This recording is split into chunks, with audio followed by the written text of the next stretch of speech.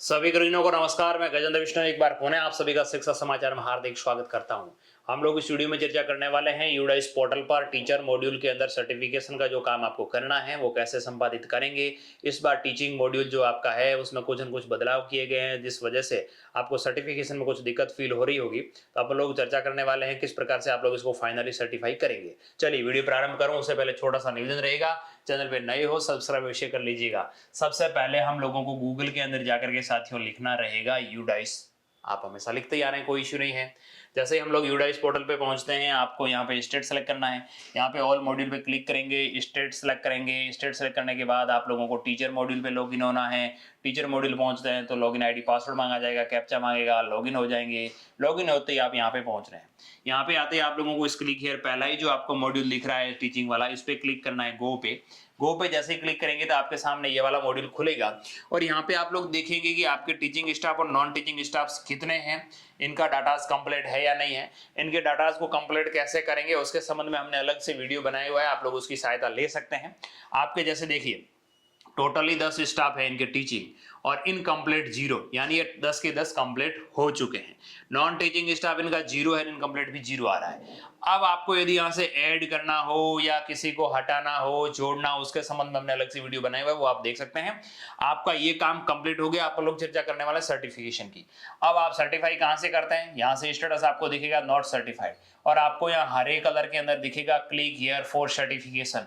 आप लोग इस पे क्लिक करते हैं। इस पे क्लिक करते हैं तो यहाँ पे आपको कुछ न कुछ कमेंट लिखते हुए इसको सर्टिफाई करना होता है। जैसे आप लोग सर्टिफाई पे क्लिक करते हैं तो यहाँ एक एरर आ रहा है, please update staff required details.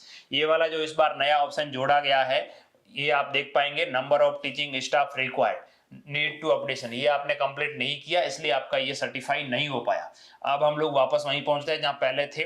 तो number of teaching staff required आपको यहाँ क्लिक हियर वाले इस पे क्लिक करना है। जैसे आपने यहाँ पे क्लिक किया तो number of teaching staff required आपसे पूछा जाएगा। Primary setup, upper primary, senior secondary, secondary, आपका स्कूल का जिस स्तर का लेवल है। प्राइमरी का है तो केवल प्राइमरी का पूछा जाएगा, अपर प्राइमरी का है तो दोनों पूछे जाएंगे, सीनियर सेकेंडरी है तो तीनों चारों तरह के ऑप्शंस पूछे जाएंगे। यानी कौन से लेवल तक आपको टोटल कितने टीचर्स रिक्वायर्ड रहते हैं। कहीं कहीं पर टीचर्स हो सकता है अधिशेष भी हो, ज्यादा हो यूडाइस पोर्टल पर, कहीं कहीं पर कम हो। तो आपको विभागीय नियमानुसार कितने टीचर की रिक्वायर्ड है, नामांकन के अनुसार उनकी संख्या आपको यहाँ पे लिखनी है। टोटली कितने रिक्वायर्ड है, लगे हुए कितने हैं, उसके बाद और कितने चाहिए वो नहीं लिखना है। टोटली हमें प्राइमरी में इतने चाहिए, अपर प्राइमरी इतने चाहिए, हमारे लगे हुए कितने हैं वो अलग मैटर है। ठीक है, उसके बाद आप सेव पे क्लिक करेंगे। जैसे ही सेव पे क्लिक करते देखिए मैंने 4 और 6 भर दिया। सेव पे क्लिक किया तो यहाँ पे आप लोग देखेंगे ये कंप्लीटेड हो गया, नीड अपडेशन की जगह कंप्लीटेड आ गया। अब हम लोग वापस सर्टिफिकेशन का काम करेंगे। क्लिक हियर टू सर्टिफाई पे क्लिक करेंगे। आपने यहाँ पे ओके लिखा और सर्टिफाई पे क्लिक किया। जैसे ही ओके लिखा तो एरर आ गया, सम रिक्वायर्ड फील्ड आर मिसिंग। यहाँ पे साथियों आपको कम से कम 20 कैरेक्टर में लिखना है।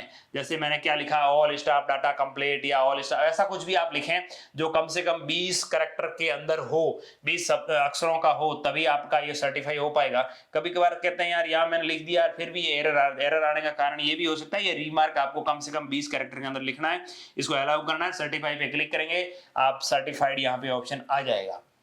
अब बात आती है कि मैंने सर्टिफाइड कर दिया। सर्टिफाइड करने के बाद किसी स्टाफ और जोड़ना हो या हटाना हो तो उस संबंध में क्या होगा साथियों, आप जैसे ही किसी को टीचर को हटाएंगे या जोड़ेंगे तो आपका ये वापस अनसर्टिफाइड हो जाएगा, वापस दोबारा से आपको सर्टिफाइड करना रहता है। इसलिए आप लोग देखेंगे यहाँ ऐड और delete any changes in teaching non teaching staff जब आप करते हैं तो आपका certified to non certified automatically हो जाएगा। इसलिए आप लोग देख लें। इसमें एक एरर साथियों ये भी आ सकता है कि हेड ऑफ स्कूल और असिस्टेंट हेड ऑफ स्कूल से ये यदि आपका मैपिंग नहीं हो रखा है तो भी आप सर्टिफाइड नहीं कर पाएंगे। आपको यहाँ पे यदि दिक्कत आए तो आप इसे है वो मैप कर लीजिएगा, कौन आपके हेड टीचर है, कौन असिस्टेंट हेड टीचर है। आप लोग ये करेंगे तो फिर आपका सर्टिफिकेशन काम कंप्लीट हो पाएगा। तो सर्टिफिकेशन के संबंध में क्या क्या एरर्स आ सकते हैं उसके संबंध में अपने चर्चा कर ली। सर्टिफाई कैसे करेंगे ये आपका यहाँ पे ग्रीन के अंदर सर्टिफाइड लिखा हुआ आना चाहिए, तभी आपके ब्लॉक लेवल से जब रिपोर्ट आएगी उसके अंदर सर्टिफाइड में यस का आएगा, वरना आपका बार बार आएगा कि इन्होंने सर्टिफाई नहीं किया।